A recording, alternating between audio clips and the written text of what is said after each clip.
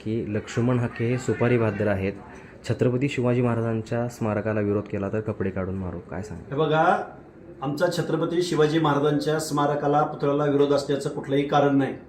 आम्ही छत्रपती शिवाजी महाराजांच्या स्वराज्यासाठी जीवाची कुर्बानी करणारी माणसं आहोत. आम्ही ज्यावेळी शिवाजी महाराजांसाठी जीव देत होतो त्यावेळी तुम्ही निजामाच्या चाकऱ्या करत होता. त्यामुळं आम्हाला छत्रपती शिवाजी महाराजांचं प्रेम आणि आमच्याबद्दल जर तुम्ही शंका घ्याल, कपडे काढून मारायची जर धमकी देत असाल, आम्ही गोळ्या झेलायला तयार आहे.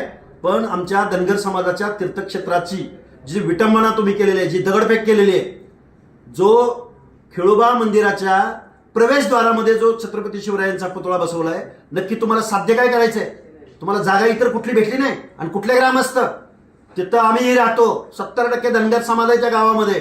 त्यामुळे आम्हाला जास्त कायद्याची आणि धमकी वगैरे द्यायच्या भानगडीत कुणी पडू नये. मी त्याची संध्याकाळी माहिती घेतो व्यवस्थित.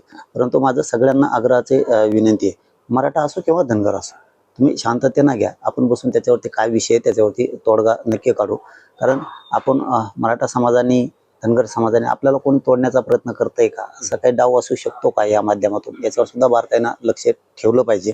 मग तो विषय कुठलाही असो, तो भूमचा असो किंवा तो आपल्या कळमचा असो किंवा कुठलाही असो. आणि आता कालचं झालेलं तुम्ही म्हणताय ते अंजनगावचं, तिथल्याही बांधवांना, माझ्या मराठा धनगर दोघांनाही आव्हान आहे की कुठल्या तरी नेत्याचं ऐकून कोणीतरी काहीतरी काय म्हणते त्याला, ती भडक अशी प्रतिक्रिया देईल आणि तेढ निर्माण करत, तर नेत्याला याची गरज नसती.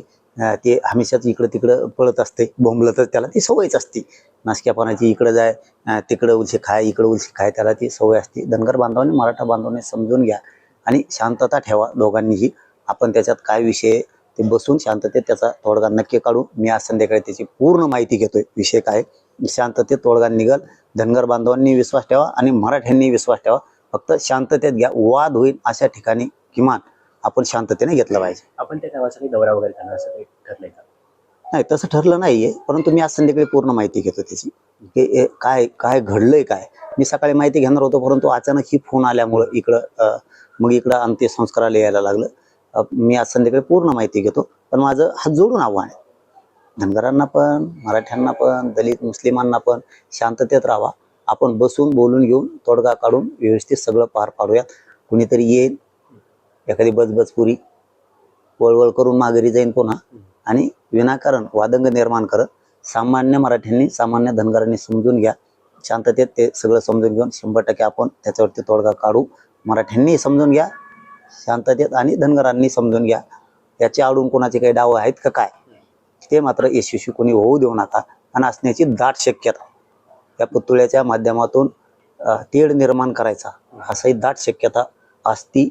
याच्यावरती विचार करा. नवनवीन घडामोडी पाहण्यासाठी स्टार महाराष्ट्र न्यूजला सबस्क्राईब करा आणि ताज्या बातम्यांचे अपडेट मिळवण्यासाठी बेल आयकॉनला प्रेस करा आणि परिपूर्ण बातमीबरोबर रहा, इतरांपेक्षा एक पाऊल पुढे.